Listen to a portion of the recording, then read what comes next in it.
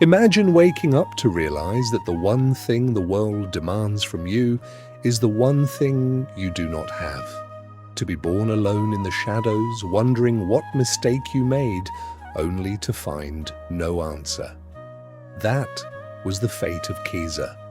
For generations, the kingdom of Rwanda was divided into 5 sacred regions. One belonged to the Abazigaba clan, warriors blessed with the gift of the comforting voice. Their songs could heal the deep, ancient grief left behind when the great king Ruganzu lost his true love. But then came Keza. Born into a lineage of divine singers, she was born mute. To her people, she was a curse, an outcast, hidden away from the village. But her mother, a proud descendant of the legendary warrior Ndabaga, never abandoned her. For 15 years, her mother sang into her soul, composing complex note scales. She whispered to her, "Music is not just words, Keza. It is raw emotion. When they cannot hear your voice, make them feel your soul."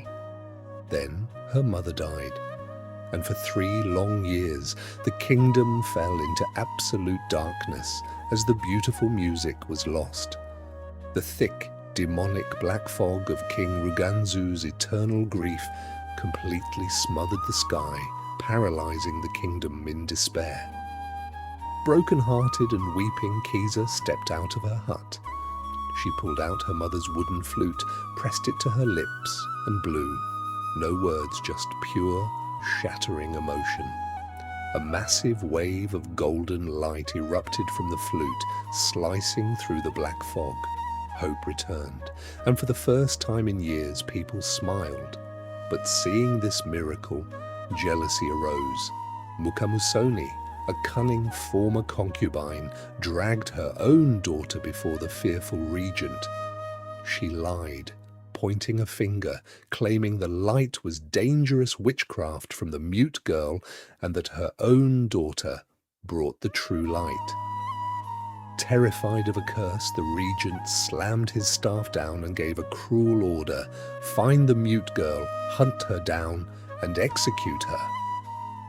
Keza fled to the mountains, protected by Emi, a brave young warrior from the rebel Abasinga clan. As royal guards surrounded them on a high cliff, Keza raised her mother's wooden flute. She blew a single, shattering, celestial note. A massive dome of golden energy exploded outward, causing her body to levitate into the air. The light hit the palace, waking King Ruganzu from his trance. The black fog dissolved into stardust across the 5 regions. Keza gently floated back down to the ground. The sun rose over the green hills of Rwanda, saved and healed by a voice deeply felt.